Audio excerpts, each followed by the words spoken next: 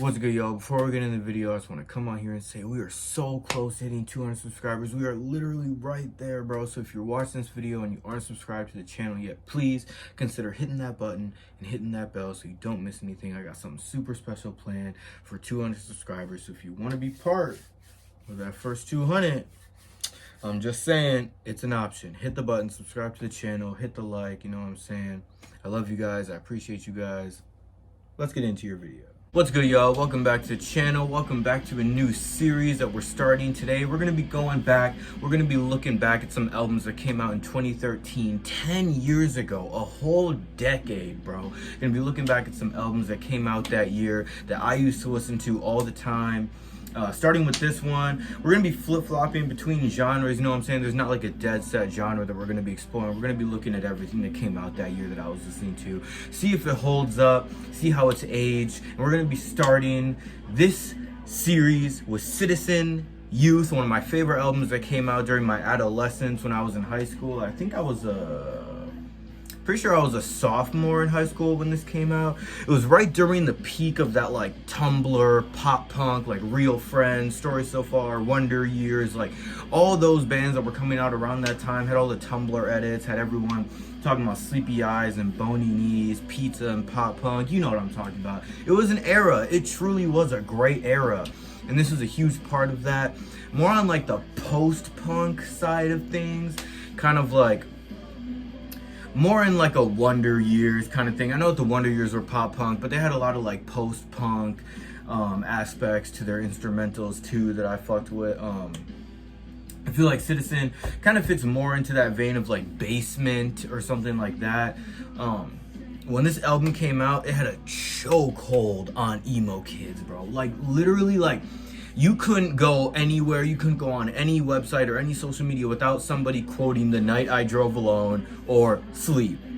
Literally, like you couldn't go anywhere without seeing those songs. Like it had such a cultural impact on pop punk and post punk and all that. I feel like this is one of the first bands that really, like, kind of in the way that Korn did with nu metal, they had those tuned down guitars and that tuned down bass tone that like kind of made them sound kind of heavy, almost post-hardcore-ish, but with like that singing vocal, you know what I'm saying? I think Matt is his name. I'm pretty sure Matt from Citizen also had a side project too. But honestly, like, as far as youth, I think this album is aged gracefully, aged like fine wine, bro. I've been listening to it for the past week, make sure it holds up, everything like that. But before we get further into the record, hope you're smoking along with me, saying hi with me, staying hydrated with me. We're smoking on some lemon cherry gelato for this video. You already know what I'm talking about, man. So if you're smoking along with me, now's your chance. We're gonna fire it up and we're gonna keep talking about this album.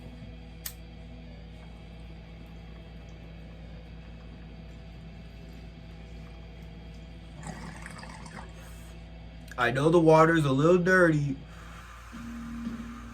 Give me a break. I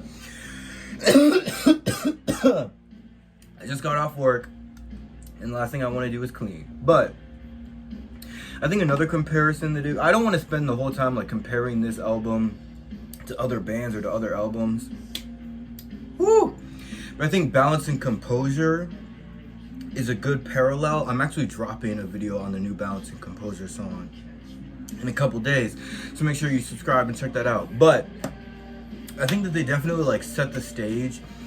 It was real moody, real brooding subgenre of pop punk.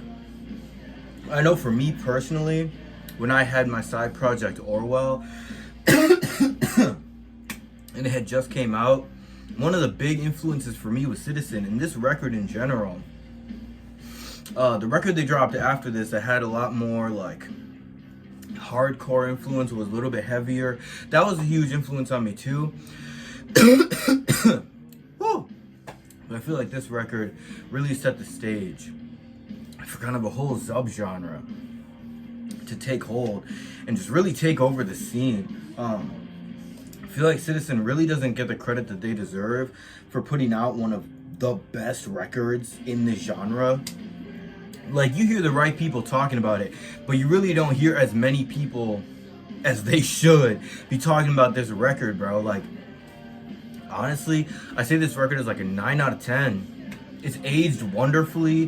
The instrumentals are great. I really like the lyrics on this record too. You can tell that he's talking about the same relationship, and I really like that in albums when you can listen to it and you can be like, yo, like, you are talking about a person. Not only are you talking about a personal experience, but you're talking about just one that you're probably going through right now. You know what I'm saying? And it's so topical. It's so honest. And I feel like you don't get that with albums where it's just like some arbitrary breakup lyrics. Like, this is obviously a relationship that's real and a relationship that has recently ended. And I like that you can tell because there's similar themes. He mentions her friends on here like 4 times, like at least 4 times on this record. He's like, your friends were right, your friends don't like me, go tell your friends. Like, bro, it's really good, man. It's really good. Like, it's so emo, you know what I'm saying? And that's a huge plus for me, obviously, but it's just so good, bro. The production is great. I love his vocals. Like I said, if his name isn't Matt, I'm gonna be embarrassed as fuck. But Matt's vocals on this record, so good, bro. And like I said, bro, when this came out, and in the years since, I've seen so many reviews talk about how this album is monotonous and one-dimensional, which, you know what? Sometimes it can get that way. Sometimes it can seem like this album is a little bit one-dimensional. It can seem like some of these songs sound the same. But I feel like that actually does a lot for the concept of the record. The concept of just like being stuck in this rut. And like, obviously the album is called Youth, and I didn't understand it at the time because I was in that time, you know what I'm saying? But this is definitely like written from the perspective of someone who's like late teens, early 20s, like that late teens heartbreak hits, man. And this is obviously the album that he wrote to reflect that. I wrote an album to reflect that. And honestly, like, I just think that it's a fantastic record. I think it aged amazingly. I'd say, honestly, I say that I like some songs off of it now more than I did before. And I used to listen to this album all the time. I remember seeing them at Warped Tour, and I was with my best friend. And we were just chilling, we were watching them play, you know, it's whatever. And then they started playing The Summer, and my nigga just ran up to the front. He was like, I'll be right back. Like, I gotta go up there, right? He just runs up to the front. And I'm there and I'm watching it, and I was so emotional, like I started crying. Like, I was just like, I have a habit of like crying at shows just because like a huge, like, you know, live music, crazy experience, you know? Just super emotional, right? Ooh, I drank a beer after work and that shit hitting me, goddamn. But it was just such a great experience to like see them live. They perform so beautifully. I really want to see them live again. I almost had the opportunity a couple of years ago, I'm pretty sure, but I missed out. Hopefully they come back around here soon, but yeah, man, I guess that's really all I had to say about this record. I think it's fantastic. I think it aged beautifully. I think it doesn't get enough credit for setting the stage for a whole subgenre and having a whole bunch of copycats come around the corner. Like, you have no idea, man. Like, this record really is iconic as fuck, and it's seriously gonna go down in history. Like, our kids finna listen to this record. Like, I'm 100% certain about that, bro. Like, there's this resurgence now, which kind of encouraged me to start making these videos. There's like this resurgence of people who are discovering this music for the first time. Like, if you think about it, like when King for a Day by Pierce the Veil went viral on TikTok, right? And you were watching these people, and you were like, these girls, these kids, they're like 14. So obviously they weren't around when this shit dropped. Like, we were 14 when this shit dropped. I was 14, you know what I'm saying? So there's a whole new generation of kids who are finding this music.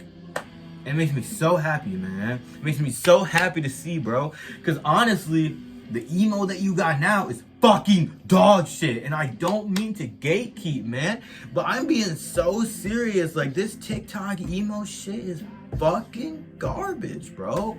So it's good that these kids are going back and being like, you know what?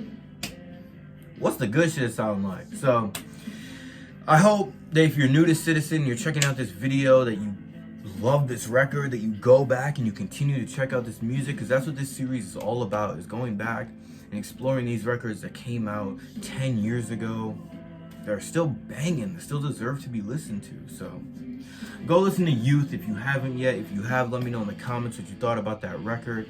Obviously, thought it was great. 9 out of 10. Age like fine wine. So thank you guys for watching. Make sure you like, subscribe, and hit the bell so you don't miss anything. We've got a lot of videos coming out that I'm excited for you guys to see. I really appreciate all the likes and the comments and all the likes, comments, new subscribers. It means a lot. So thank you guys. I'll see you guys in the next one. Peace.